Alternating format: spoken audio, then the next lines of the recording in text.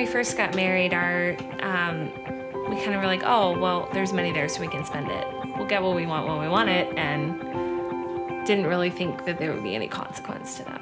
Like, we didn't have thousands upon thousands of credit card debts and all this. We fell into kind of a common trap. I had to have a couple of different medical procedures, and all the different bills kept coming in from that, and it was really difficult to keep track of. Of course, a credit card offer comes in the mail, 0% for however a year, whatever it was. And so I was like, oh, okay, well, we'll just do that then, and then I'll just have one payment. Well, kind of eye-opening that maybe that was not a smart financial decision to make. It was when I had to start asking permission for things. It made it tight enough that was a thing. Josh, our campus pastor, kind of laid out a vision ahead of time of like, hey, this is what LCBC wants to do for the church. We're probably going to need leaders to do this. So would you guys be interested in in doing this again?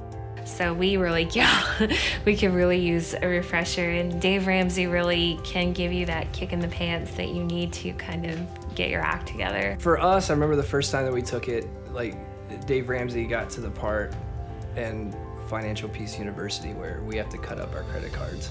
And I'm like, yeah, let's do that. I barely use mine anyway. And I snipped it. Oh, well, we should probably keep one just in case. That was my bad. One of those things. So I mean, it's not perfect, And old habits die hard. Like, I know for us, it's been a process where, we've made good decisions, but then we've reverted back and made bad decisions and had to start over. But the diligence, it does pay off if you work the steps that he lays out. Like, we don't have this big extravagant story of all this debt being paid off and we're done, and for us it didn't work like that. That doesn't mean we gave up on it. It doesn't mean that it doesn't work. The plan does work if you do it and if you stick to it. Almost like a diet. Some people might fall off, but then you get right back on and keep charging ahead. If I can be a good steward with what I have, then, the Lord will entrust you with more than what you need to be able to give like nobody else.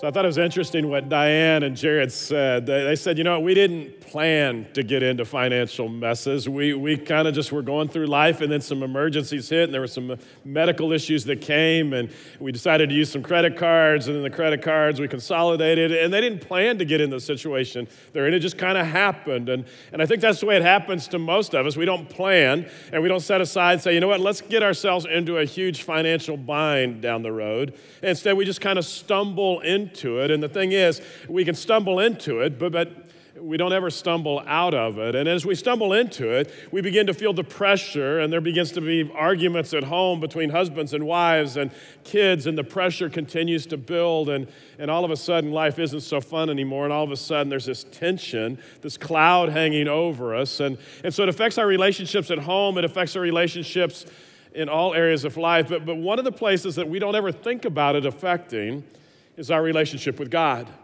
And amazingly, that pressure, that stress that we feel that comes along with all of our financial stress, somehow it keeps us from experiencing the very life that Jesus said he came to offer to us. This is what Jesus said why he came to earth. He said, I came so that they being you and me, followers of Jesus, I came so that they might have life and have it abundantly. He said, I came so that not only will you be able to spend eternity in heaven, and that's one of the reasons why Jesus came, and because of Jesus, his life, his forgiveness on the cross, you and I can experience eternity in heaven with God the Father, with Jesus himself. We can spend eternity there, and that's an amazing thought that we would be able to do that. But the cool thing about Jesus is he's not only concerned about our eternity, he's also concerned about today. And he said, look, I came not only for eternity, but I came so that you could have life and that you could have it abundantly. Other translations, it says, I came that you might have life and you might live it to the full. In other words, you might be able to experience and take in everything that the world has to offer. He said, I came so that you could experience that. Other translations say, I came that they might have life and have it rich, a satisfying life. Not rich financially, because nowhere does Jesus say we're all going to be rich people. But he says you can experience a life that is incredibly rich and satisfying just by what you're experiencing in life, free of pressure, free of stress, free of just some of the hassles that come along with our lives. Now, here's the thing. That's what he has to offer to us. But the reality is, most of us are not experiencing this abundant life. Most of us are missing out on this experience, and the reason we're missing out on it is because we're not good at managing our finances. And so we find ourselves living under all of this stress, all of this pressure, and all of a sudden it distracts us from our relationship with God and distracts us from Jesus, and we don't experience the very life that he said he came to offer to each and every one of us. Statistics actually say that 9 out of 10 of us, because of our money management practices, it's keeping us from experiencing the very life that Jesus says he has to offer. And again, none of us planned for this to happen. You don't plan for these kind of things and say, I just want to be a financial wreck. Instead, we stumble into it, but the thing is we'll never stumble out of it. And it's so easy to get buried in debt, but it's so hard to climb out of it, which is why we're in this series of studies we've entitled Set for Life, because we're talking about, look, let's just talk about money. And I know that money, you don't talk about money in church. And yet, why would we not talk about this if 9 out of 10 of us are struggling in this very area, if 9 out of 10 of us are not experiencing the very life that Jesus is offering to us because of our finances? And because we find ourselves buried under this mountain of debt, then we're also challenging all of us as a church family. We're saying, look, let's do something to change it. Let's not just talk about it, but let's actually do something to change it. And so we've adopted a series of 9 classes called Financial Peace University. And these are tools where it's just principles taken straight out of the Bible, where principles that God teaches on how to manage your money wisely. And Financial Peace University is put together by the Dave Ramsey organization. They've been teaching people for many, many years, millions of people, how to manage money wisely. And we're saying, let's just all do this together.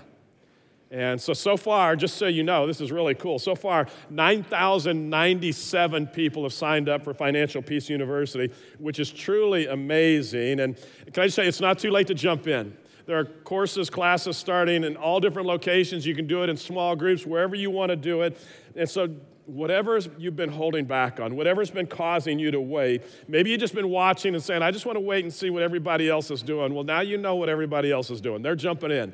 They're doing this. So if you're like me and you're a skeptic and you go, I'm not sure I'm going to buy this, then get over your skepticism, jump in. Why not learn some principles, some tools that can help you manage your money wisely? And so you've got a listing in your program across all our locations on how to jump in. And what you may not know is the very first session is free. There is a cost to this. It's $69. If cost is an issue, we'll work with you. Don't let anything stop you from being a part of this. But the very first class is free. So just go once. Try it. And we're so confident you're going to like it, you'll come back again. And not only will you come back again, we think you'll actually bring some other people along with you. And you may be thinking, you know what, I'm okay. I don't need this. I've kind of got my things in order. And maybe you do, but maybe you don't. So why would you pass up the opportunity to learn some principles that could shape your life into the future? Why miss out on joining what 10,000 other people are doing, your closest friends and family here at LCBC? One other cool thing, we've actually been challenging our teenagers to be a part of this as well, our high school students to go through this, because we kind of step back and go, man, if they could learn this now, while they're in high school, before they go off to college, before they start getting credit card applications and a free t-shirt to go along with their free credit card, before they start taking on loads and loads of school loans, then we say, if we could help them now, wouldn't that be cool? So far, about 360 high school students are signed up for Financial Peace University. I go, that's amazing. How cool will that be for them? And so I'll just remind you again, if you think, David, this is all about money, it's about money, but it's not about money. It's not really about money. This is about changing marriages, because we know that one of the number one stressors in any marriage is just discussions about finances. And so it's not even about money. It's about how do we make you a better husband, a better wife, your relationship to be better. It's not about even just marriages. It's about families, because we know the entire family is affected by this. And so, man, why not jump in and be a part of this and open up communication lines and develop practices that are going to make a difference for the rest of your lives? And so if you jump into, and I'm hoping you will, Financial Peace University, you're going to be given lots of details and kind of a plan to work through. Today, what I want to do is just challenge your mindset a little bit, challenge your thinking when it comes to finances. The way you maybe think about money. And so I would encourage you, grab an outline from the program if you haven't done that yet. I think there's some things you're going to want to follow along with and take some notes on, things that may, again, be incredibly helpful for you in your own finances. So here's my challenge. Here's where I want to shift your thinking, possibly, when it comes to finances. Bottom line, my challenge for you is to own your mess. 9 out of 10 of us have a mess. My challenge to you is actually begin to own your mess. Take ownership of your situation. Don't try to blame somebody else. Don't say it's somebody else's fault that you're in the situation you're in, but begin to take responsibility for it. Not only take responsibility for it as you own it, but also take responsibility to change the situation that you're in. And I understand that we kind of live at a time where it's so popular to blame everybody else for whatever's going on in somebody's life. If something's wrong, somebody's got to be to blame. It's surely not me. Let's have a congressional investigation on it. We can blame somebody for this. But it could be we just need to own our mess. I actually like what Theodore Roosevelt said. He said it this way. He said, if you could kick the person in the pants responsible for most of your trouble, you wouldn't sit down for a month. And he's just stating the obvious, and he's saying, you know what, so much of the time it's us. So quit blaming everybody else. Even when it comes to our finances, it's choices that we've made. Chris Hogan actually says it this way with our finances. Wherever you are financially, it's because you allowed it. If you want to change your circumstances, he says, you're in the spot that you're in because of your choices. If you want to change your circumstances, you've got to change your mindset about what's really going on here. Your money choices are on you. And I understand you may say, you know what? It's not really on me. It's just the stores. They just charge too much for the things that I buy. It's not on me. It's my employer. If they would just pay me what I'm worth, if they would just pay me more, it's not on me. Or it's the mechanic. I mean, it's the incredibly high prices they charge me when I go to get my car fixed. But it's not anybody else. It's you. It's me. We've got to own our own messes. You and I, we make the choices that put us in the position we are today. And so the reason why we're challenging each other to go through Financial Peace University is just to say, man, let's figure this out. Let's take responsibility. Let's own this. And let's begin to see our lives be different. Because here's the reality. You can stumble in to financial messes. You probably are in the mess you're in because you stumbled in. You made some choices. And you're in that situation. You will never get out of the mess just by stumbling out of it. It's going to take a plan. It's going to take somebody to say, look, we've got to do something different. I've got to own my mess. Now, once you begin to own your mess, if you say, I want things to be different, I want it to change, and maybe you don't want it to change. Maybe you like the stress. Maybe you like the tension that's in your house because of finances. If you like that, then don't make any plans to change. But if you want to change, it's going to start by saying, look, I've got to be intentional about the way I live my life. I've got to decide that I'm going to live intentionally because nobody accidentally ends up with $1 million in the bank 30, 40 years down the road. I was like, oh, how did that happen? It doesn't happen by accident, and so we've got to be intentional. And so if we're going to be intentional, own the mess that we're in and become intentional about how we live our lives, let me give you 3 things to do.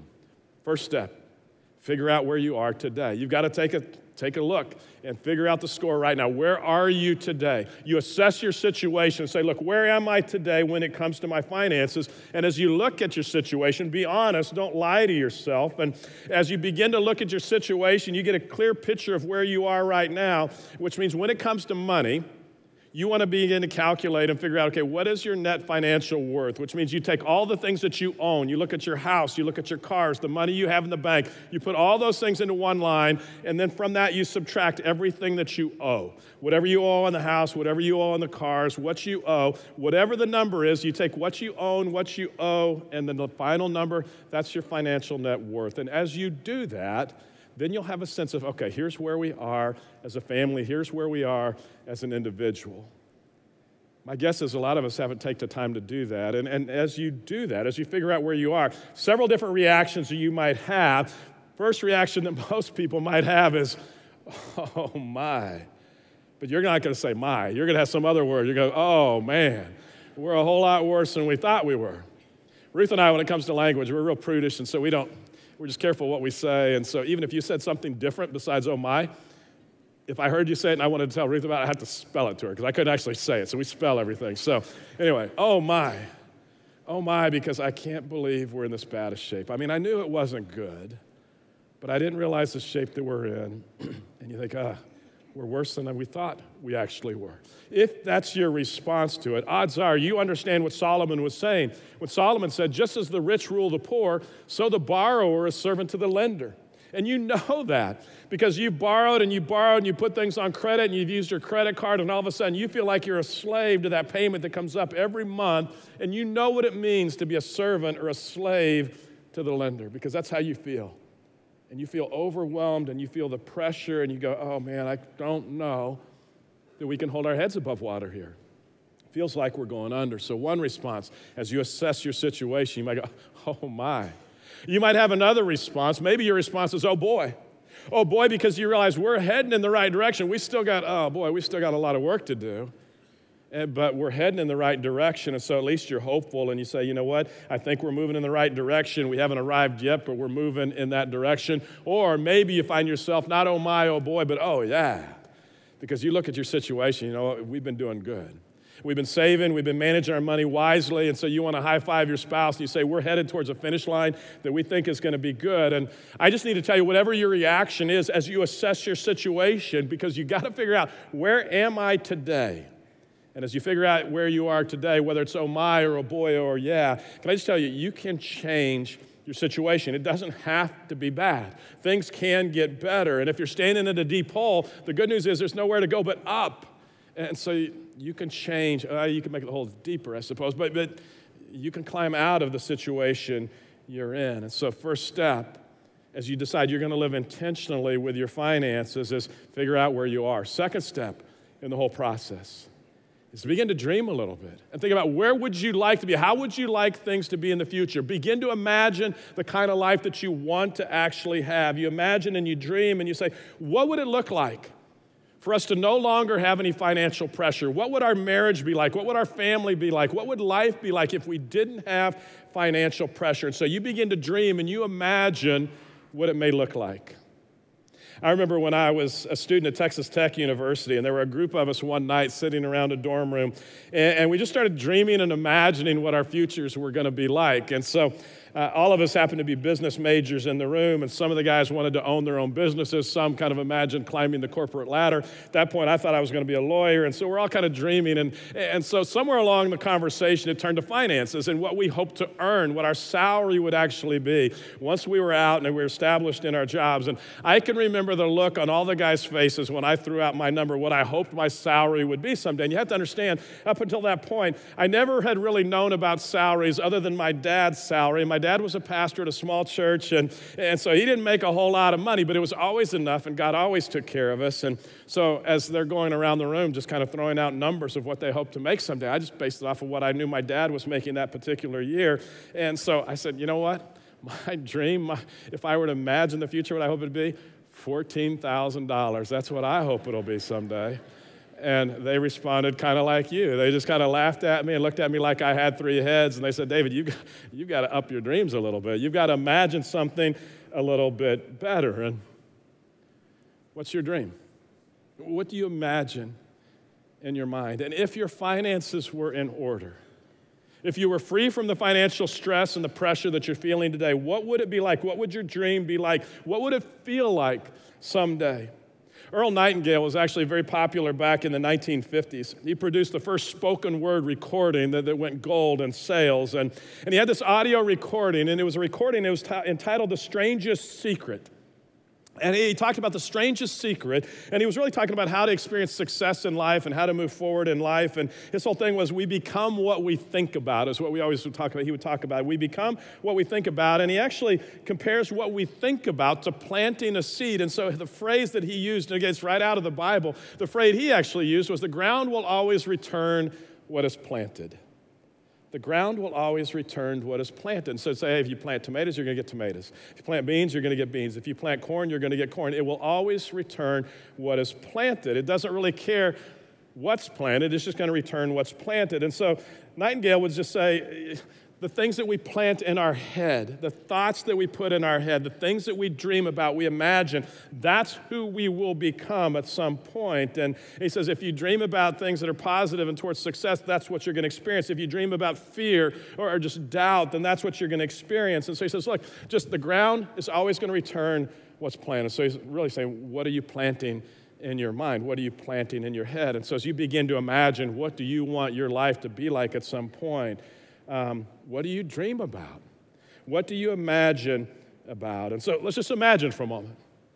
Imagine what it would feel like if your finances are in order, you're managing your money wisely, and all of a sudden your car breaks down. And your car breaks down, but again, you've been managing your money wisely. And so just imagine when your car breaks down, it's no big deal. You've actually got money saved up in an emergency fund, and so you're able to repair your old transmission, keep the car running. And yeah, you hated to put the money into it, but you were able to do okay. Or imagine what it would feel like. You've been managing your money wisely. Your 8-year-old daughter comes home from school. She's got a note from the teacher. The teacher says, you know what, you might want to get her eyes checked. She might need glasses. And imagine what would it be like where you don't have to argue with your husband, you don't have to fight with your wife and say, we don't have the funds to do this, we can't do this. Instead, you've got the money set aside in an emergency fund and you're able to help her get glasses and you just keep on moving. Or imagine what it'd feel like to actually go car shopping.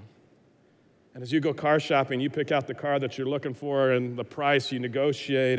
But when it comes time to actually buy the car, rather than have to go some back office and let's talk about the terms of this whole sale, you're able to pull out your wallet, you're able to pull out your checkbook because you've been saving for that purchase. You pay cash for that. And you drive away and it's your car. And imagine you've been managing your money wisely. And as you're managing your money wisely, you happen to talk to a friend, and your friend in tears tells you her husband lost his job, and it's been a while since they've had a paycheck. They're not even sure where the next meal is going to come from. And so you listen to your friend talk. But when you listen to her talk, you leave her house and you go straight to the grocery store and you buy 10 bags of groceries. You take back to her house and you give her those 10 bags of groceries. And you know why you could do it? Because you'd been managing your money wisely. You didn't have to worry about where your next meal was going to come from. You were able to dip into that emergency fund. You were able to be generous with her and you give to her, and you don't have to fight about it with your husband or your wife and say, can we do this? Should we? Imagine what it would be like if you managed your money wisely. Imagine what it would be like if you're coming up on your 20th wedding anniversary and you say, we would love to do something, and you've been managing your money wisely. And so you plan a vacation, a getaway, and it's incredible. And you pay cash for it. So you're not still paying on your 20th anniversary when you're doing your 30th and 40th anniversary on those credit cards. It's done. It's all paid for. And so you begin to dream. Say, what kind of life do I want? What do I want my life to be like? And as you dream, as you imagine the future, I would just encourage you, remember the words of Solomon when he said in Ecclesiastes, it's better to have one handful with quietness than 2 handfuls with hard work and chasing the wind. In other words, you might have a lot of stuff with 2 handfuls, things that you're paying on and just so much debt that's bringing you down, you can't even enjoy it. And so as you imagine the future, are you imagining lots of stuff, or are you imagining maybe I have less stuff, but maybe I begin to experience the quietness and tranquility and just the rich and satisfying life that Jesus talks about. And so you begin to imagine and you think about the future. So you assess, where are we right now? Where would we like to be? And then as you dream about where we are, where we would like to be, then all of a sudden you say, okay, so how are we going to get there? That means you need a plan. And so you begin to activate a plan to move you forward, because nobody gets from here where they are to where they want to be without a plan. You don't get there by sitting on the couch and watching TV. You've got to have a plan. And as you develop your plan and as you begin to work your plan, it's not a matter of just having a plan on paper, but you activate it, you work it. As you work it, it's going to take self-control. It's going to take a lot of self-control and discipline to work that plan. And that's why I think Proverbs actually says this: a person without self-control is like a city with broken down walls. That city is just vulnerable to attack. It's vulnerable to things from the outside. And he says, a person without self-control, you're vulnerable. Without self-control, you're vulnerable to every sale that comes along in front of you. Without self-control, you're vulnerable to every new car you see passing you on the highway, and you think you want that car. Without self-control, you're vulnerable to every unexpected expense that comes into your life, or you're vulnerable to every emergency that comes into your life. And they will come. It will happen. And all of a sudden, you're vulnerable to it because you don't have self-control to follow and stick to the plan. And so you begin to say, okay, we've got to have a plan, got to stick to this plan. Let me give you some ingredients that will help you as you lay out a plan. And you've got to figure out your plan, but let me just give you some ingredients that ought to be a part of every plan as you think through this. First one is this: live on less than what I actually make. You go, duh. I know it's duh, but we don't do that. Live on less than we actually make. If you're married, it's going to require teamwork. I think we have this idea that people that are doing well financially just live very extravagant lives. And yeah, if we had the money that they had, we could live extravagant lives as well. And so we want to live that kind of life. And yet the reality is maybe they don't live the extravagant lives that we think. Chris Hogan, in his book he entitled Everyday Millionaires, he actually studied 10,000 millionaires and he looked at their lives and he found out some interesting things. Let me just tell you some of the things that he found out. One of the things he found out is that 93% of those 10,000 millionaires, he said they actually still use a shopping list when they go to the grocery store and they stick to it. And you think, oh, they got all the money in the world. They don't need to worry about it. They have a shopping list and they actually stick to it. Now I understand how this works because rarely will Ruth let me go to the grocery store. And you know why?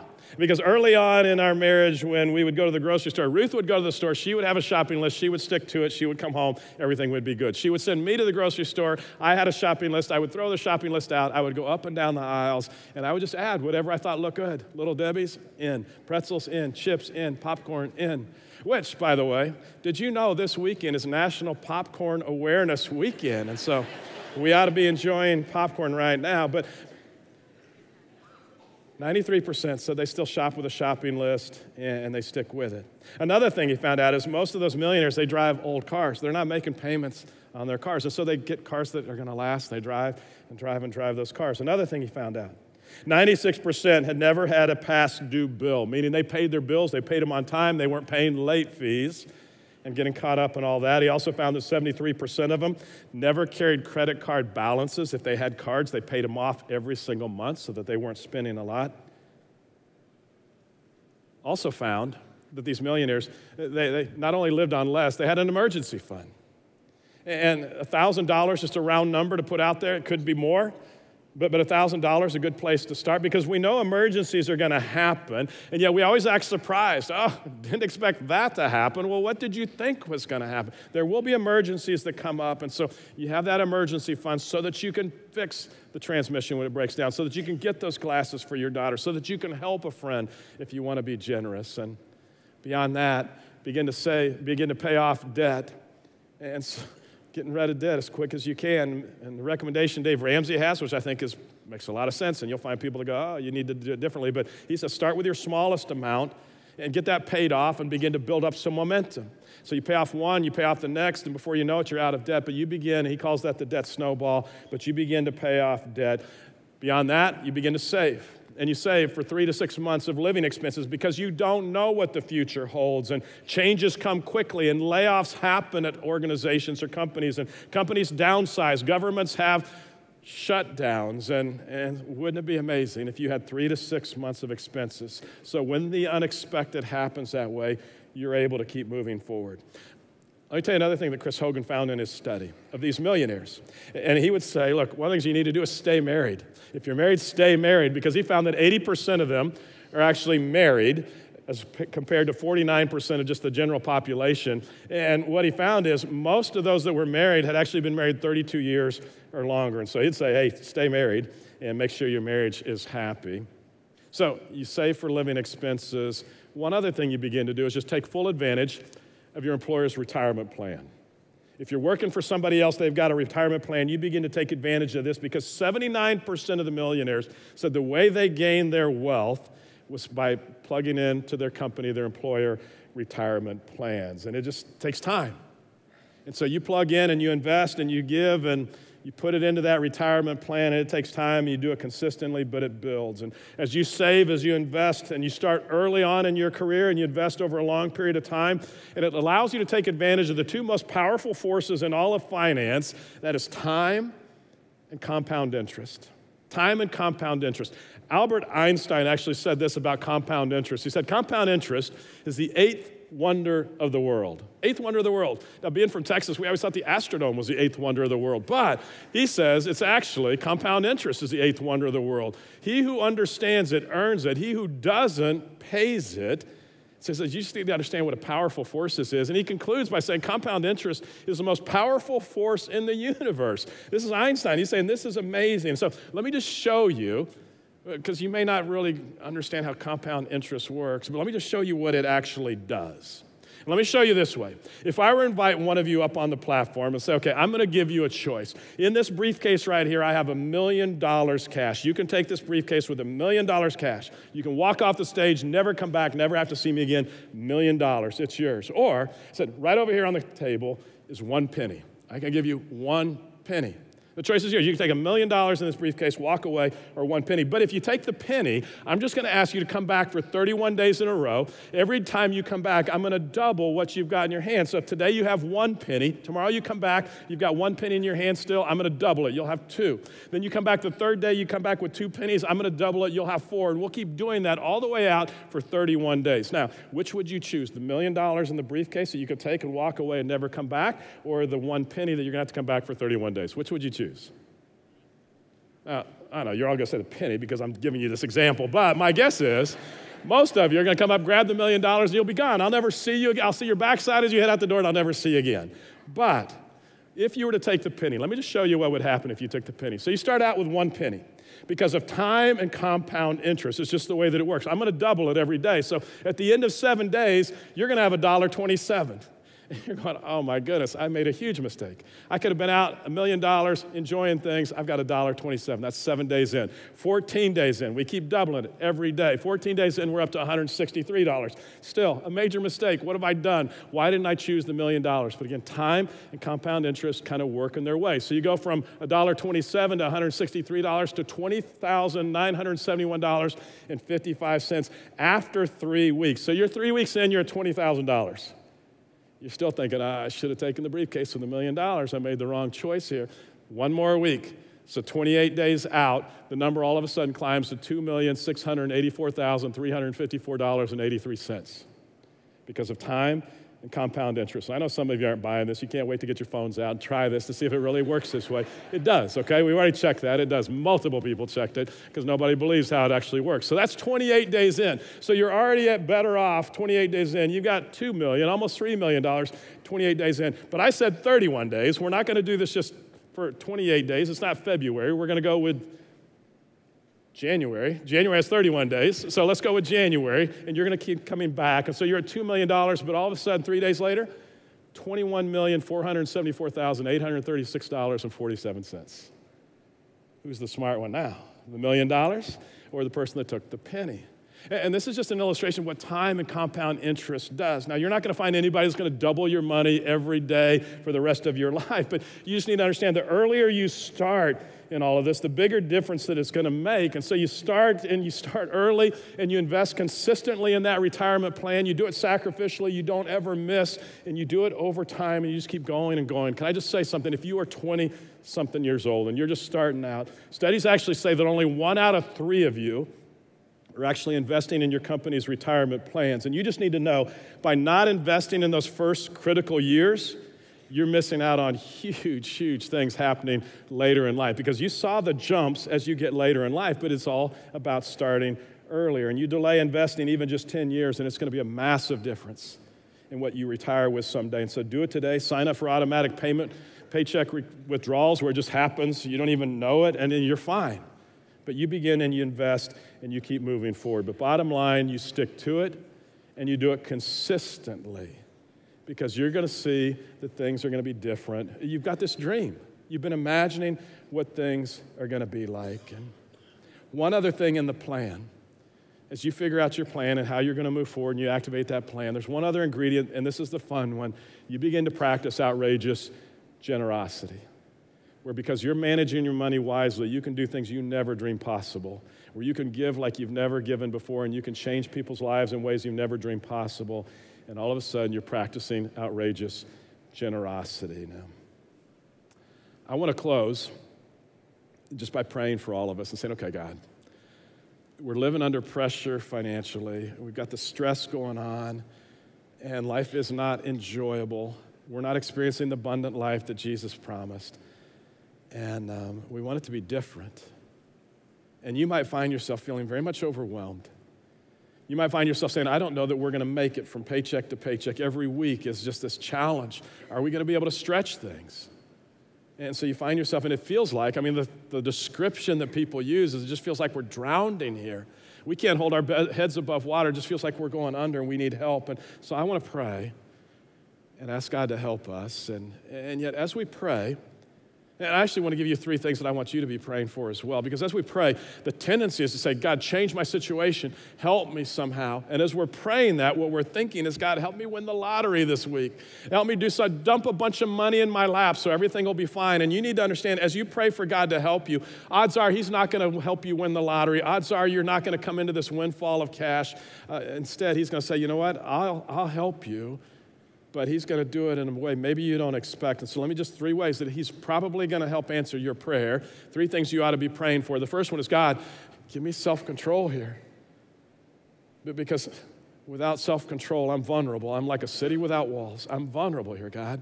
And so I just need you to help me get self-control, and so that I don't just kind of drift through life. See, self-control is the difference between deciding and sliding.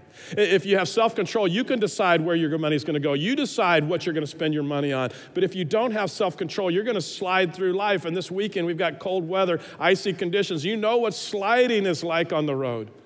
And you don't know where you're going to end up.